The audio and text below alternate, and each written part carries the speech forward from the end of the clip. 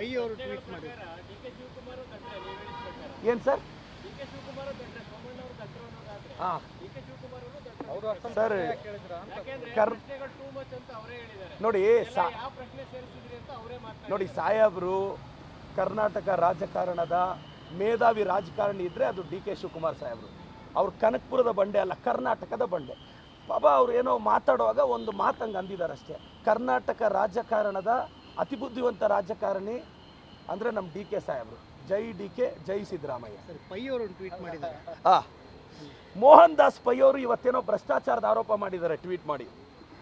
Mohan Das Pai sir ಅವರೇ, ನಿಮಗೆ ಕನ್ನಡ ಅರ್ಥ ಆಗುತ್ತೆ ಅಂತ ಭಾವಿಸಿದ್ದೀನಿ ಸರ್. ಬಿ ಜೆ ಪಿಯಲ್ಲಿ ರಾಜ್ಯಸಭಾ ಮೆಂಬರ್ ಆಗಬೇಕು ಅಂತ ಯಾಕೆ ಸರ್ ನಿಮ್ಗೆ ಇಷ್ಟ ಹತ್ರ ಸರ್? ಅವರು ಬಿ ಜೆ ಪಿಯಲ್ಲಿ ರಾಜ್ಯಸಭೆ ಮೆಂಬರ್ ಆಗೋಕ್ಕೆ ಬಿ ಜೆ ಪಿಯವ್ರು ಬಕೆಟ್ ಹಿಡಿತಾ ಇದ್ದಾರೆ ಅಂತ ನನ್ನ ಅಭಿಪ್ರಾಯ.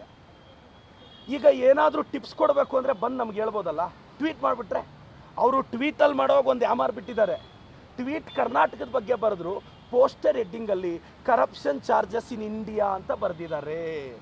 ಮೋಹನ್ ದಾಸ್ ಪೈ ಸರ್, ಇಂಡಿಯಾ ಅಂದರೆ ಸೆಂಟ್ರಲ್ ಗೌರ್ಮೆಂಟು ಅಲ್ವಾ?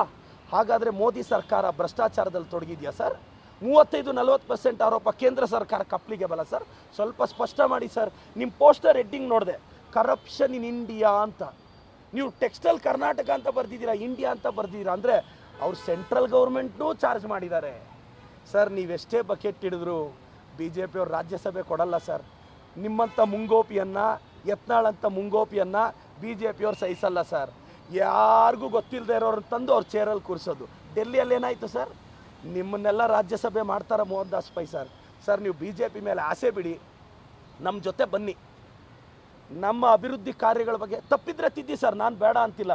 ನೀವು ಗೌರವ ತಂದವರು, ದಯವಿಟ್ಟು ಈ ಬಕೆಟ್ ಅನ್ನೋ ಪದ ಬಳಸ್ದೆ ಅಂತ ಬೇಜಾರಾಗಬೇಡಿ ಸರ್.